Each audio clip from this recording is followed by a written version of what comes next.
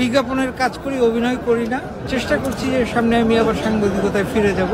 আমি তো একটা মাইল্ড স্ট্রোক থেকে মানে নতুন জীবন লাভ করলাম। আমি এখন ঘুরি ফিরি খাই যাই। আচ্ছা। আর বিজ্ঞাপনের কাজ করি, অভিনয় করি না। আর হচ্ছে যে আমি সাংবাদিকতাকে খুব মিস করি, যেহেতু মানে আমার স্বপ্ন ছিল ছোটবেলায়, যে একটা স্বপ্ন ছিল যে আমি একসময় বিবিসিতে কাজ করব। সেই স্বপ্নটা আমার মানে পূর্ণ হয়েছে, যার ফলে এখন আর আমি খুব একটা অভুক্ত থাকি না, সাংবাদিকতা করি না দেখে, যে মানে যে একটা ভিতর থেকে যে সেটা এখন আর নাই। তবে আমি চেষ্টা করছি যে সামনে আমি আবার সাংবাদিকতায় ফিরে যাব। আপনি তো অনেকগুলি সেনাবাহিনীতে ছিলেন, আপনি আবার অভিনয়ে ছিলেন, আবার আপনি সাংবাদিকতায় ছিলেন। কোন জিনিসটা আপনি উপভোগ করেছেন বেশি? বিবিসির মতো জায়গা আপনি ছেড়ে আসছেন? না, আমি ডেইলি স্টার সবচেয়ে বেশি উপভোগ করেছি।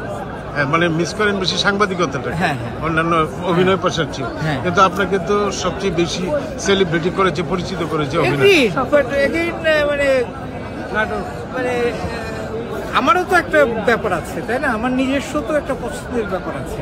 তো সেই পছন্দ থেকে আমি হয়তো মানে অভিনয়টাকে এখন আর পছন্দ করছি না। ফিউচারে কি আপনার প্ল্যান কি? এখন আমি তো একটা মাইল্ড স্ট্রোক থেকে মানে নতুন জীবন লাভ করলাম। এই সম্প্রতি এই মাসেই, গত মাসে হয়েছিল, এই মাসের 16 তারিখে আমি সিএমএইচ থেকে ছাড়া পেলাম। তো এখন আল্লাহ তাআলা আমার জন্য যা রাখছেন তাই করব। তবে আমার ইচ্ছা আছে আমি মানে হেড অফ নিউজ বা এরকম কিছু একটা হবো আর কি। আবার নিউজ ফিরে যাচ্ছে। আপনার জন্য শুভকামনা। ধন্যবাদ। দেশে দেশে সবার সাথে দ্য নিউজ।